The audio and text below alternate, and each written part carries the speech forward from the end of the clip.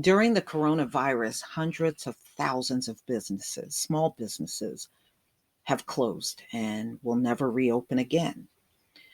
And there are still Black business owners out there that had to be really creative during the time of coronavirus in order to survive. This story comes from NPR, March 11th, 2021. I'm going to go ahead and play this audio for you. Many Black-owned businesses, especially smaller ones, are struggling during the pandemic. But Atlanta food entrepreneur Keitra Bates is getting creative. NPR has been following Bates as part of our Kitchen Table Conversations, which started 4 years ago. Back then, she was launching a new business. Now she's looking to expand. NPR's Debbie Elliott has her story.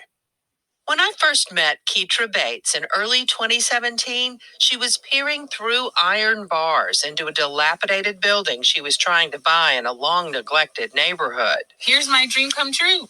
Now she's across town, showing me a gleaming new retail space with floor-to-ceiling windows facing a bucolic green space. Come inside. Right now we're looking at almost 2,000 square feet of raw space.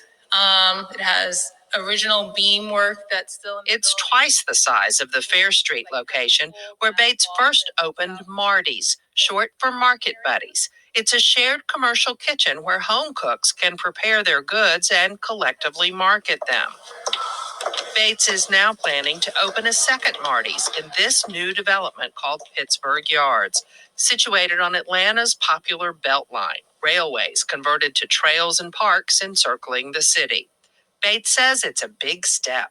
Operating on Fair Street is a bit different than operating here where everybody's looking. Like literally, there's no hiding, everything that we say that we are.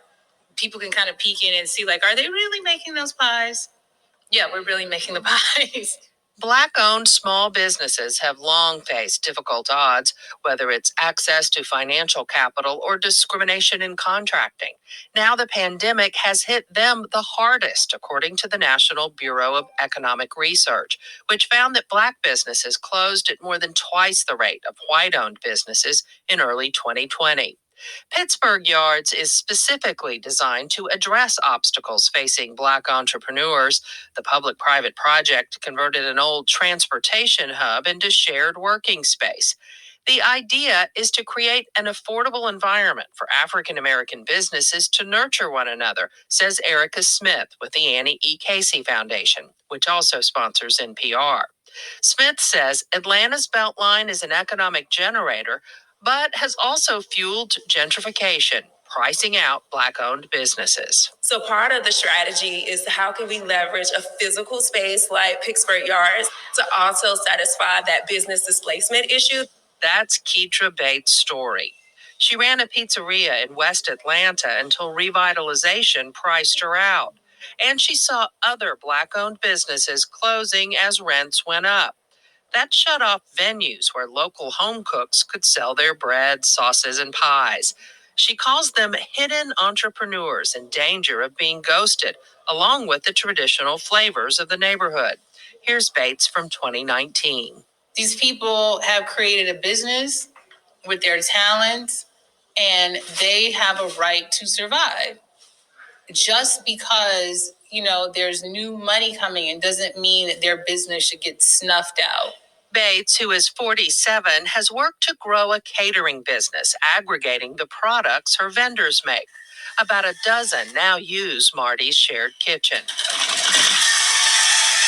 Bates takes me by on an afternoon when workers are pressing pineapple chunks through a commercial juicing machine.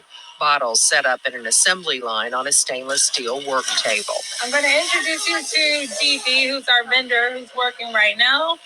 She owns a company called Juiced Up. Gigi is Georgette Reynolds. Everyone calls me Gigi or the Juice Lady. Reynolds started making healthy juices to help her ailing father and autistic son, but soon her gym partners were placing orders.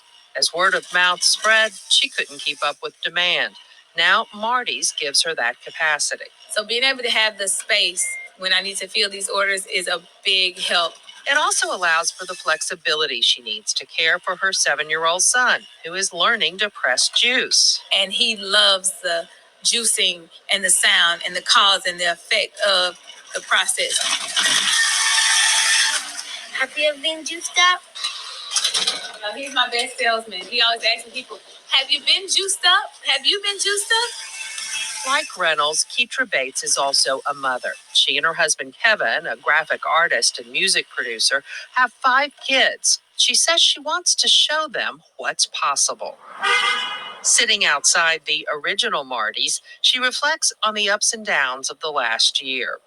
During shelter in place, she says, things were tense. Business came to an abrupt halt. Then opportunity surfaced when she teamed with an urban farmer to have her vendors make meals for hungry students and their families using food grown and harvested by the kids. Bates says that was a full circle moment for the business, underscoring how much entrepreneurs need one another. This place is proof. You can save yourself. She's been able to tap institutional and corporate resources as well. In addition to opening a second location, she's working to place Marty's fresh food vending machines around town. Bates says with the pandemic and the broader push for racial justice, people are more deliberate about how they spend their money. People who are changing their habits and their decision making, that's real change to me. The past year has also seen Bates and her coworker, Timothy Dobbins, survive an attempted carjacking and shooting as they were heading out on a catering job. It was traumatic, she says, yet after they filed the police report, they didn't go home. We still had an order to deliver. It's something she's been analyzing a lot. This is what it's like to be Black in America. It's this moment where I felt compelled to finish the job because I'd already started it, and what's going to happen if I go home and cry? I think so many of us think this way. I know for sure my grandmother thought this way, that we don't have the luxury to fall apart. Bates says she's trying to grant herself a little more grace these days, even as she works to grow her small business. Debbie Elliott, NPR News, Atlanta. All right, y'all. I hope all Black businesses can prosper out here. I really do. I mean, look, we've been denied so much and priced out of so many businesses deliberately. They don't want, they don't want us to be, although they talk all that, pull yourself up by the bootstraps, they really don't mean it. Because if you start excelling, they get mad over that too. So look, if we can find Black businesses to support, especially out here now, we should definitely do it. I'm all for it. Please leave your comment and subscribe. Don't forget to hit on the notification bell, and I'll see you on the next video. Peace, family.